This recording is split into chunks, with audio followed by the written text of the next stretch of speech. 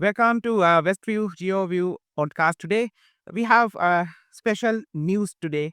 That's why we have prioritized that one for today's episode. Uh, as usual, we have our in-house geopolitics expert, Shalita Bannara. How are you, Shalita, today? I'm great, Anuradha. Thanks for having me today. Okay, so as always, like we already know the topic, there is a heated situation in Indian Ocean. We have news breaking from India, also from Pakistan.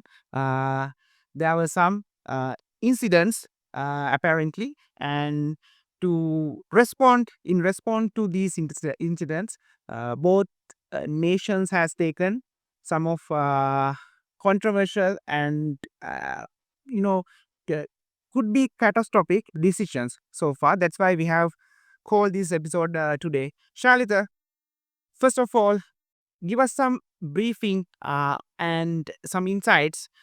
What happened in India? What was the major reason to break out those all news and everything?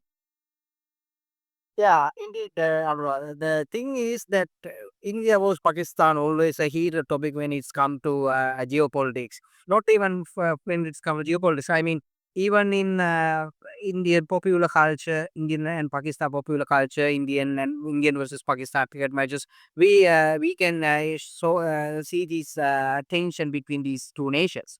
So it is safe to say that they had this rivalry about for like 7 decades since their beginning, the independence of India and as well as the creation of Pakistan. They had this rivalry, and especially the Kashmir is a special thing that because this both two nation want it that they claim this Kashmir territory entirely, not partially but entirely. India need entire Kashmir and as well Pakistan need entire Kashmir. So both claim that region. So in this place, India control about the two third of Kashmir and Pakistan control about one third of Kashmir. And this happened during that some Hindu tourists they went to a tour in Kashmir, which India controlled part. And at that point, some terrorist organizations. There are lots of terrorist organizations in India. They sometimes people call them freedom fighters. Sometimes they recognize them as terrorist organizations. Yes, these people attacked Indian tourists, and everyone that died about 26 deaths. We can see as so far reports suggest that about 26 people died, and 25 of them are Indians. One guy is from Nepal. So the most horrific incident is that.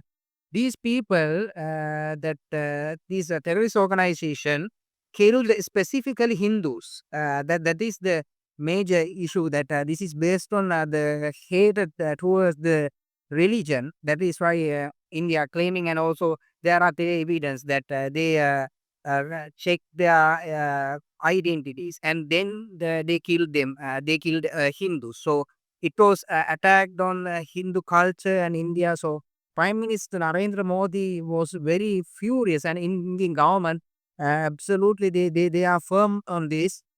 That Prime Minister Narendra Modi himself said that they will go to the end of the year and give justice to this attack, and they're going to retaliate anyway. So we can see lots of drama related to this case, retaliations and measures. Let me disturb you for a moment. Uh, as you said, is this is not a new thing. That's what I learned from here. Uh, Correct me if I'm wrong. Uh, these tension situations aren't new in this region, right? So, if it is so, why this is very important? Yeah, the thing is, usually they have these firings and all, but there are only four major wars they had so far. First one they had during their independence era, 1947 to 1948. This is for capture the principality, the state of Jammu and Kashmir. So the first war ended with the stalemate, and there was another war in 1965 that also happened related to Kashmir, and also there are another major wars. The 1971 was primarily about Bangladesh liberation movement, and uh, India won decisively. And also, the last war between these last major war between these two nations were 1999. But after that, that's we call it Cargill. But after that, for this all 2 decades, we never saw this type of tension between both nations. I mean, they had some firings, they had some standoffs, there were some casualties from both sides.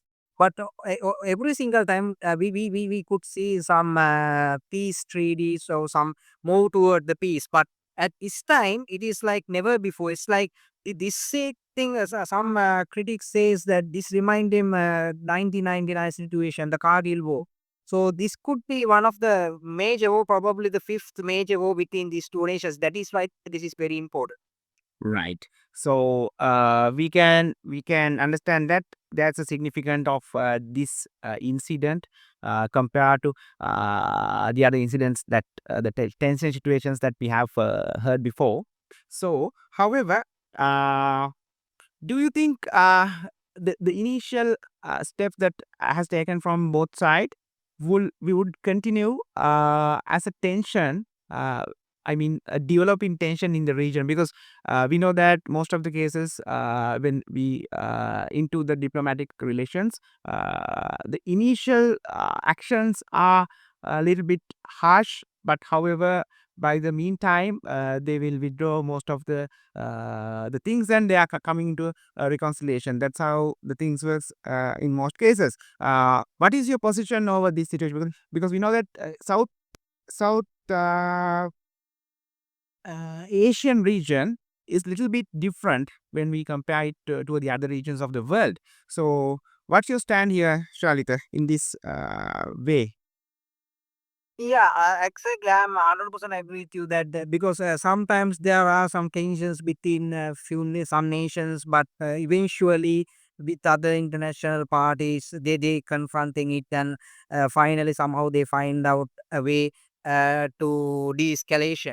But in this case, I don't think there will be any de-escalation anytime soon, because these two parties taking some of unexpected measures against each other. For example, that the suspension of Simla Treaty by Pakistan, and also that now India is going to now already they suspended this Indus border treaty.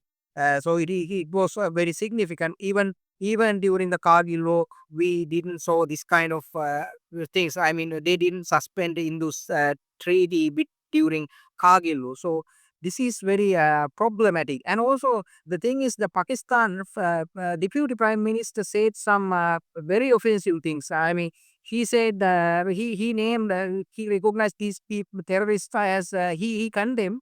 But he called them not terrorists, but he called them as freedom fighters. So it was very offensive towards Indians and also these victims' families. So it was not a very responsible speech. And also they recognize this Indus Treaty, that the suspension of Indus Treaty as act of war. So I don't think it will be very easy to resist de-escalation. This will be will turn very ugly to us. I also think the same. The reason the most of the response that we have seen so far are emotional driven responses, not a proper diplomatic brain driven decisions. So definitely, I believe both parties should allow professional diplomats to deal this instead of playing politics and emotions. So, however, I we know that especially in India, also in the South Asian region, most of the decisions are taken depending on the public response. Response always, based on the emotions. So I think we should closely monitor the situation before forecasting anything. I agree with you there. And also, Shalita, what would happen before that?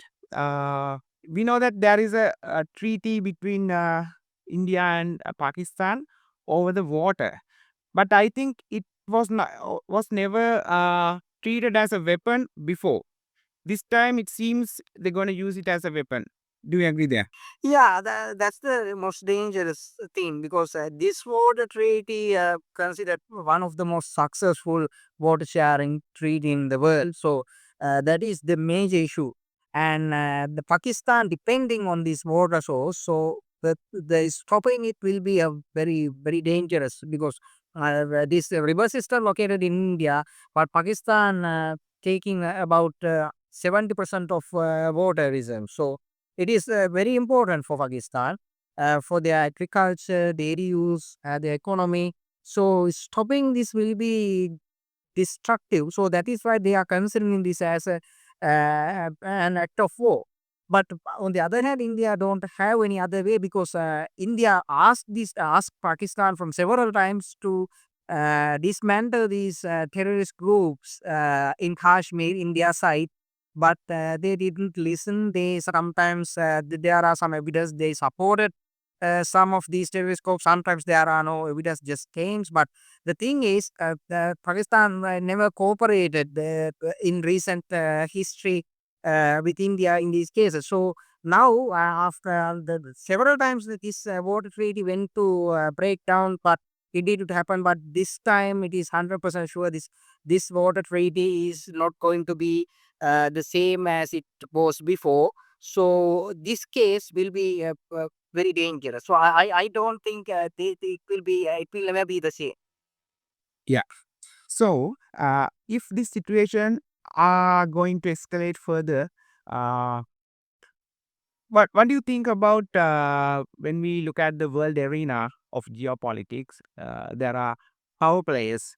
Would you think that there will be any power play interference here? Because we know that already there are some issues ongoing as we discussed in last couple of months. So we believe that there are some serious stuff to discuss and do between power players, but still there is a risk of involving them in here in South Asian region. What do you think about that, Shalita? Obviously, you 100% agree with that statement because there are power players all the time. I mean, the India versus Pakistan is not just India versus Pakistan. There are some other players in the history. It was the part of Cold War. Where Russia support India, Pakistan, United States of America support Pakistan, but with the time it changed. However, Pakistan and the France is also key player because France is like longest standing Indian ally in this case. Pakistan, France so fully supported India during most of this war. So Pakistan from France going to be a key player here. And for the first time now, Pakistan don't have the Western support anymore. That is very that will be a very hard thing for Pakistan because USA is no longer backing them. USA is going to support India in this case. But with the Trump administration is 100% on Indian side in this case. But China is the one who now Pakistan's closest ally. Pakistan and China recognize them as iron brothers. So now China is giving them some significant amount of air defense systems and also fighter jets. So we cannot underestimate these supports because China can directly support because they have a border between these countries. So they can clearly Pakistan can clearly provide some military equipments in just in case if there's a war scenario. And probably Western powers going to support India in this case because almost all the G7 members now supporting India. They express their condolences as well as their support towards terrorism, anti-terrorism programs, counterattacks. So I think there will be some key players. So this is probably going to be some game between US and China as well. So, Shalita, I think it is okay to drag this question as well. As we are talking about South Asian region, is it possible to divide all the countries in the region? Who will who will take whose side in this case, because even though it is not an important thing in this issue, but still we can divide the region into two separate groups, because we know that there are some different relations between India and Pakistan when we come to the region. The countries like the Nepal, Sri Lanka, Maldives, and also Bangladesh. So they have their own views over those two countries. Yeah, yeah, that's the thing. So this South Asian region is very fragile and always changing very fast. About 2 years ago, this question would be some different because India had Bangladesh as its closest ally, and also as Bangladesh was not imposed any threat to India, but now Bangladesh is completely 360 different, and now Bangladesh choosing Pakistan as its ally and China as its main partner. So it will be very it's going to be a gigantic issue for Indian geopolitical game. So if we divide these countries between these two parties, Pakistan have some kind of upper ground with the support of Bangladesh, and also Maldives is a key player, but Maldives probably will be a neutral nation. But Bangladesh is going to be Pakistan's ally in this case, even if they will stay as neutral, but they will definitely give some support. Sri Lanka is the only nation that which positive towards India as a friendly manner, because other countries will be they are will take neutral turn because they are geopolitical issues. But in the Sri Lanka and Bhutan, probably these two nations are the India's closest friends at this moment.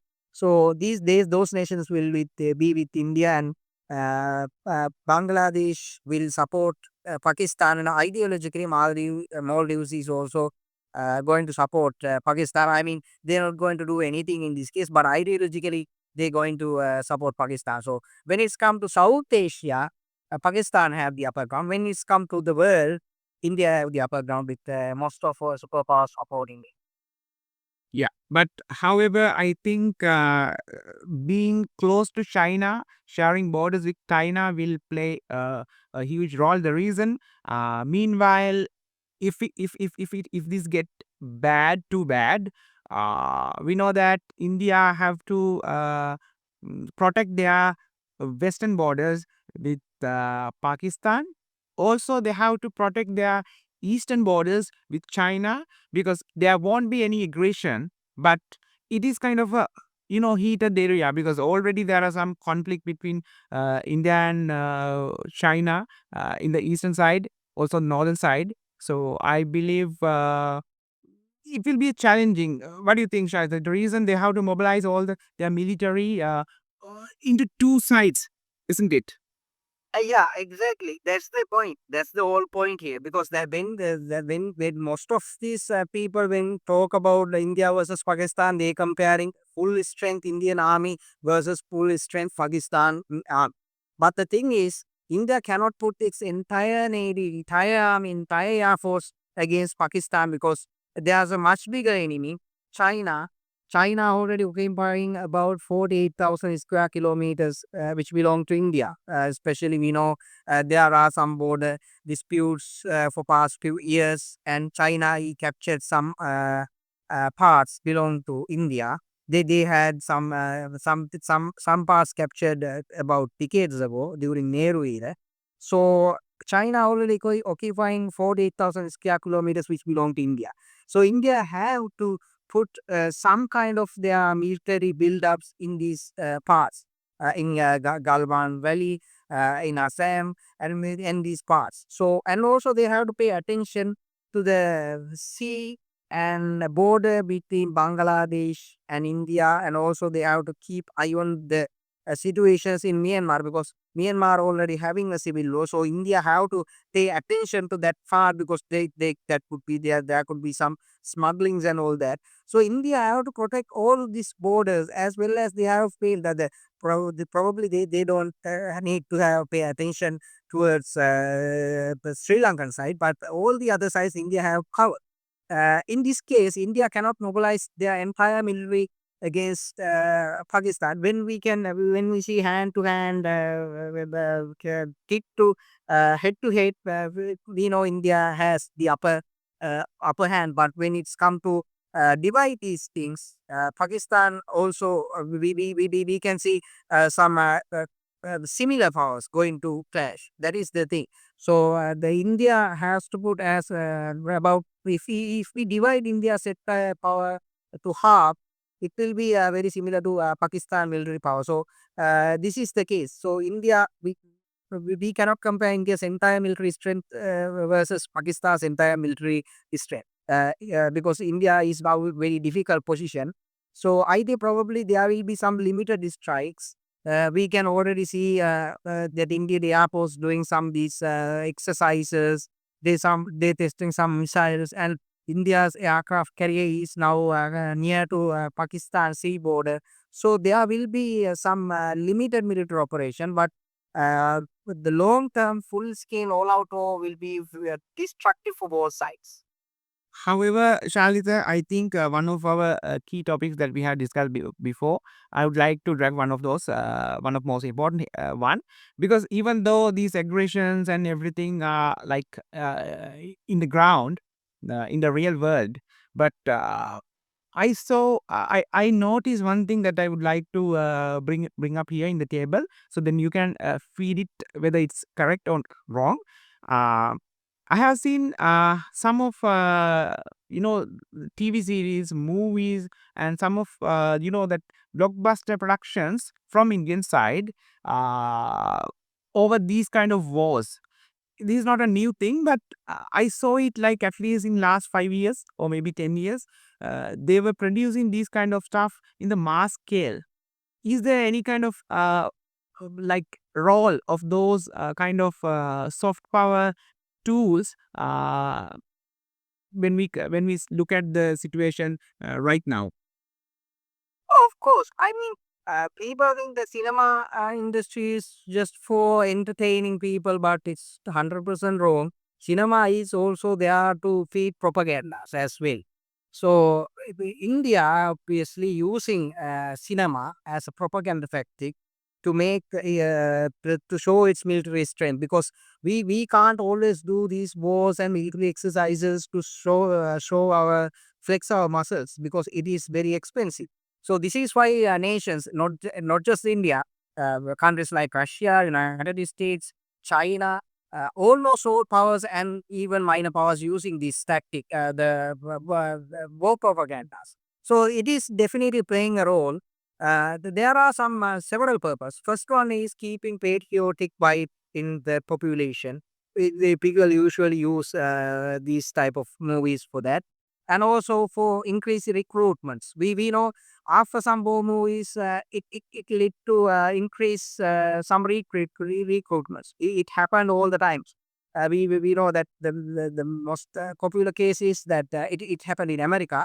That we know that Tom Cruise movie Top Gun, it led to massive recruitments. It increased recruit was all about like 70% during 80s. So that's the case. The same did in same happened in India several times when they put some war movies, blockbusters. We can clearly see some increase in these recruitments as well. So it is playing huge part. It's playing huge role. If I say this way, because we have seen invading Pakistan or India, each other's borders, and doing some military operations in movies and TV series many more times before, not in the real world, but in the cinema, but especially in last, I believe, last 5 years using social media. So, mentally, both sides, the population are already experienced this within those movies and TV series. So when something really happened in the ground, they usually request that hypothetical scenarios in movies. That's how it works in my point of view. Do you agree, Shalita, there? Absolutely. I mean, the thing is now people experienced only in movies. Well, I mean, there are some major wars, but the first one is happened in 40s, and the other ones they happened in 60, 50s, 60s, 70s, and the last one happened in 90s. But most of this younger generation never experienced a major war scenario. They only saw it in movies, so they think this is a very fun game and all.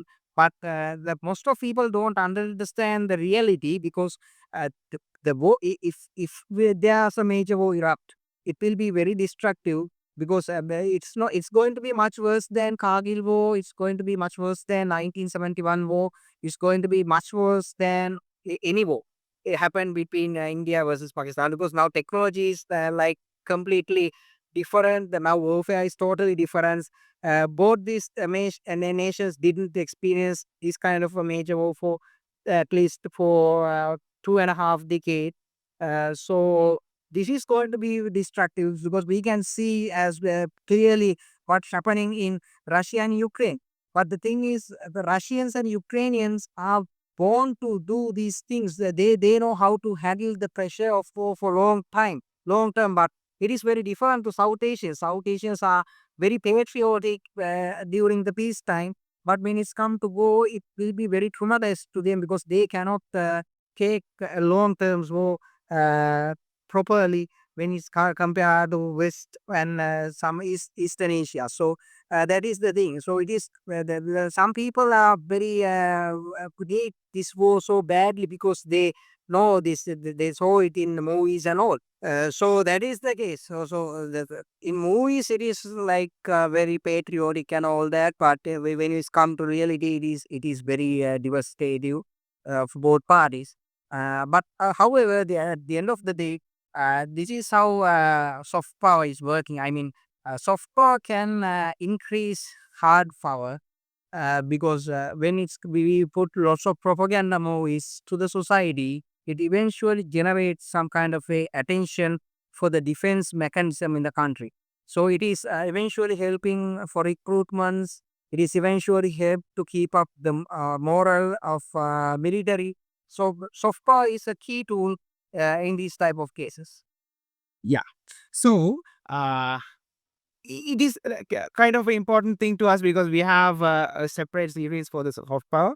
We will talk about these things in general in a different kind of episode, exclusively for the soft power in South Asia. We have talked about this, but not in this way. We only talk about the situations that Indian influence are putting up in other countries, not this way, right? So we will try to redirect this idea into the situations like that. So, Shalita, we are hoping to talk about the developing story during next couple of weeks, because we know that this is not the end. This is just a beginning of a kind of a tension between two countries, because we know that how the things happen in South Asia. So what else we can expect in briefly within next couple of weeks, as you think? Yeah, I think next week to just next couple of weeks are going to be very crucial, because now the both countries take some retaliations in terms of diplomatically and in terms of military as well. That Indus water territory is now already gone. I mean, there are some things that whether it is India can stop the flow of water or not, because it's going to take heavy engineering capabilities to stop this water flow. But they will be able to do that. But some experts suggest that they cannot, especially in this period of time. However, that is already gone in technically. And also that now Simla ferry is also suspended. Now both the Pakistan nationals in India and Indian nationals in Pakistan are banned. They have to leave uh, to their own countries within a few hours. Now the 48 hours is now getting to end. But that now we can see some military measures as well. That now India already launched Akraman exercise. Akraman means that attack or like invasion.